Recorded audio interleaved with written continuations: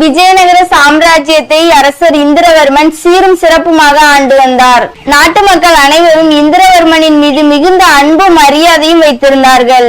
பசுமையும் வளமையும் மகிழ்ச்சியும் அந்நாட்டில் நிறைந்திருந்தது. அந்த அளவிற்கு நாட்டு மக்களுக்கு எந்த குறையும் வைக்காமல் சிறப்பாக ஆட்சி புரிந்தார் இந்திரவர்மன். மக்கள் அனைவரும் ராஜா மீதும் ராணி மீதும் மிகுந்த அன்பு வைத்திருந்தாலும் மன்னரின் மனதுக்குள் ஒரு பெரும் குறை இருந்தது. திருமணமாகி பல ஆண்டுகள் ஆகியும் தங்களுக்கு குழந்தை பிறக்கவில்லை என்பதுதான் மன்னரின் மனக்குறை. எதிர்காலத்தில் தங்கள் நாட்டை ஆள ஒரு வாரிசு இல்லையே என்று அந்த நாட்டின் மக்களும் மிகவும் கவலைப்பட்டார்கள். இப்படியே சில நாட்கள் கடந்தன.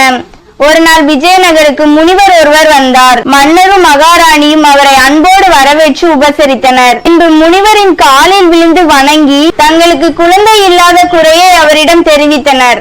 அப்போது முனிவர் மன்னரை பார்த்து, இந்த நாட்டு மக்களின் யாராவது ஒரு தாய் தான் பெற்ற ஒரே குழந்தையை வைகை நதிக்கு அர்ப்பணித்தால் உனக்கு குழந்தை பிறக்கும் என்று கூறினார். அதை கேட்டதும் மன்னரும் ராணியும் அதிர்ச்சி அடைந்தனர். எந்த தாயும் இதற்கு ஒத்துக்கொள்வது இயலாத காரியம் என்று நினைத்து இருவரும் தயங்கினர். முனிவரும் இதை தவிர வேறு வழி இல்லை என்று கூறிவிட்டு அங்கிருந்து கிளம்பிவிட்டார். உடனே மன்னர் அமைச்சரை பார்த்து, யாரேனும் ஒரு தாய் தான் பெற்ற ஒரே குழந்தையை வைகை நதிக்கு அர்ப்பணித்தால் 1000 பொற்காசுகள் தருவதாக அறிவிப்பு வெளியிடுங்கள் என்று சொல்கிறார். நாடெங்கும் இந்த அறிவிப்பு பரவியது.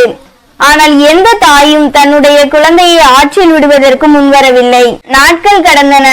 அரசனின் உடல்நிலை குழந்தை இல்லாத கவலையால் மிகவும் பாதிக்கப்பட்டது. அரசனும் அரசியும் கவலைப்படுவதை பார்த்த மன்னரின் படைக்காவலர் வேலன் மிகவும் கவலையடைந்தார். வேலனுக்கு ஒரே ஒரு ஆண் குழந்தை இருந்தது.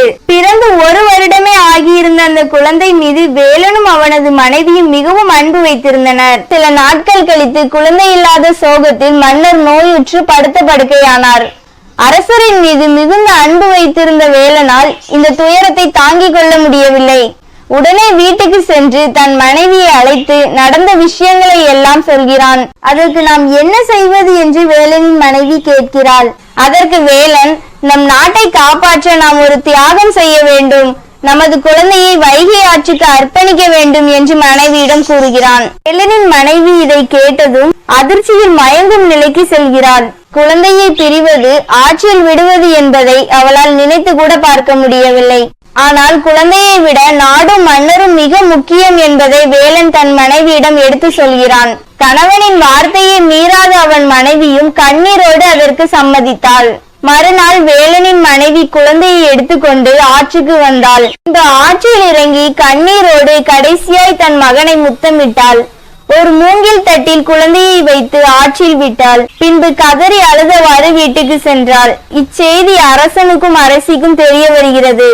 உடனே அரசர் வேலனையும் அவன் மனைவியையும் அழைத்து புகழ்ந்து அவர்களுக்கு நன்றி சொல்கிறார். பின்பு நீங்கள் செய்த இந்த தியாகத்திற்கு பரிசாக 1000 பொற்காசுகளை பரிசாக தருகிறேன் என்றார் அரசர். அப்போது வேலன், மன்னா, நீங்கள் தரும் பரிசுக்காக நாங்கள் இதை செய்யவில்லை. தங்கள் மீதுள்ள அன்பினாலும் இந்த நாட்டின் மீது நாங்கள் வைத்திருக்கும் பாசத்துக்காகவும் தான் நாங்கள் இந்த காரியத்தை செய்தோம் என்று கூறி அரசர் கொடுத்த பரிசினை வாங்க வேலன் மறுத்துவிட்டான். நாடே வேலனும் அவன் மனைவியும் செய்த தியாகத்தை பற்றி புகழ்ந்தது. சில மாதங்கள் கடந்தன.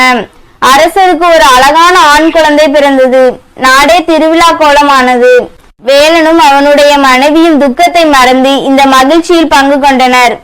இந்த நேரத்தில் வேலனின் மனைவிக்கு தன் குழந்தை ஞாபகம் வந்ததால் வைகை நதி கரைக்கு சென்று கண் கலங்கி நின்றாள். அப்போது ஒரு முனிவர் கையில் குழந்தையோடு நின்றார். அந்த குழந்தையை பார்த்த உடனே தன்னுடைய குழந்தை என்று வேலனின் மனைவி புரிந்து கொண்டாள். அப்போது முனிவர் குழந்தையை அவளிடம் கொடுத்துவிட்டு, நீ குழந்தையை ஆற்றில் விட்டவுடன் குழந்தையை எடுத்து நான் தான் வளர்த்து வருகிறேன். நீயும் உன் கணவனும் செய்த இந்த மாபெரும் தியாகத்தை நான் பாராட்டுகிறேன். எதிர்காலத்தில் உன் மகன் இளவரசனுக்கு துணையாக நின்று இந்த நாட்டை காப்பான் என்று ஆசி வழங்கினார். வேலனுக்கும் அவன் மனைவிக்கும் மீண்டும் குழந்தை கிடைத்ததை அறிந்த அரசனுக்கும் அரசிக்கும் மிகுந்த மகிழ்ச்சி. பின்பு வேலனையும் அவன் மனைவியையும் அரசவையில் உரிய மரியாதை கொடுத்து கௌரவித்தனர். அவர்களின் நாட்டுப்பற்றை நாடே கௌரவித்தது.